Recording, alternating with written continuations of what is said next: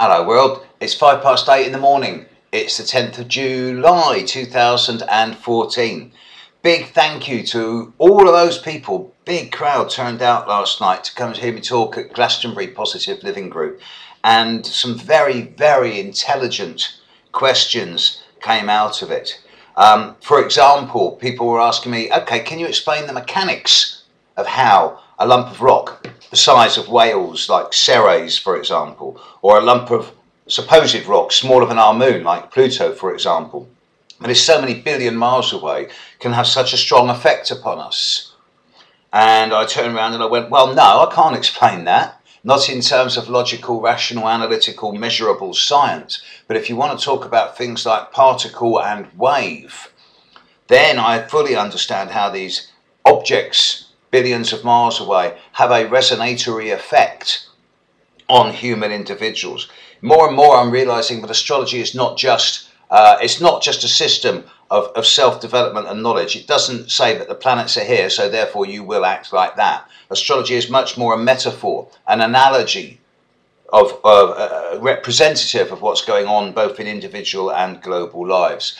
In that light, I mean, today, for example, the moon's in Sagittarius all day. The moon's at the end of Sagittarius. It's going to be a lovely day, opposite moon, opposite Venus, opposite Mercury.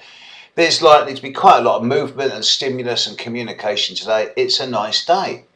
We've got a grand trine in the sky. We're 3 or 4 days into a 7 or 8 day grand trine, with Saturn trine Chiron in the background, and as we speak, the Sun trining them both. So again, there's evidence of it being a nice day with a bit of flow, a bit of ease, a bit of flexibility. I think the Saturn Chiron trine, Saturn in Scorpio trine Pisces, Chiron in Pisces, is helping us bring a degree more structure and understanding and knowledge into the ways in which we sabotage ourselves, where we sacrifice ourselves, and how increasingly the role of a victim martyr is becoming more and more recognized as a valid archetype. So many people are doing the poor me, feel sorry for me, that we're becoming a species of cripples, at least at the emotional level. And so what else we got today? Well, we got Mars conjunct Ceres today, or today, tomorrow, the next 36, 48 hours. Ceres is the great goddess. Mars is the warrior, full stop. And in many ways, Mars in Libra has sublimated its energy. So I think that Ceres in Libra is as strong, if not stronger than Mars. And in many ways, I do see Mars at the moment as being the foot soldier for the great goddess's work, Ceres, the great goddess. Add to this that the North Node is rapidly approaching the pair of them. And it does seem that over the coming 2 or 3 days, not so much today, but tomorrow, the next day, the day after, there's likely to be an element of yes, no, black, white, deadline time in a number of situations in the world. I realise this is Libra energy and that's not given to that. But with Mars, Ceres and the North Node there can be no easy ways out.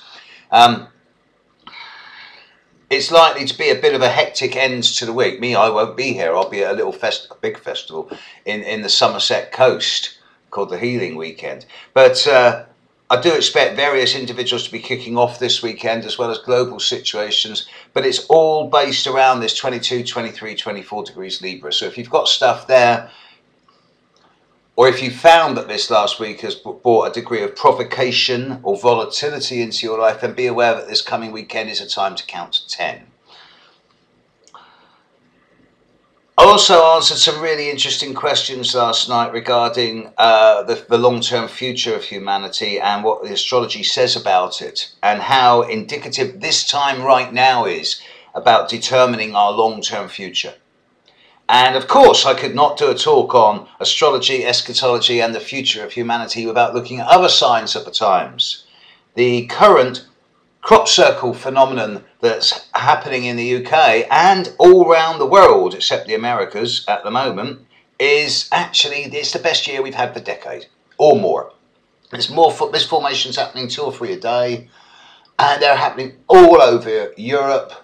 It's the best crop season for at least a decade, if not considerably more, and it's getting pretty big. Some of them are getting really complicated. We've not hit the big ones yet. The big ones are yet to come. But there's all types of wonderful 3D representations out there. I'm going up crop circling as much as I can, and I know that a few of you are concerned whenever I go off on one. But you better get ready, because soon, within the next week or two, I'm going to go off on one. And I'm going to be doing 2 or 3 consecutive videos on the crop circle phenomenon, because I am an expert at it. So I will be doing some stuff on crop circles next week. So get ready for that. Finally, today, yeah, back to it. Moon's in Sag. Today is a day for going out there and looking people in the eye and smiling. And you know what? I think today they'll smile back. Have a great day. Bye.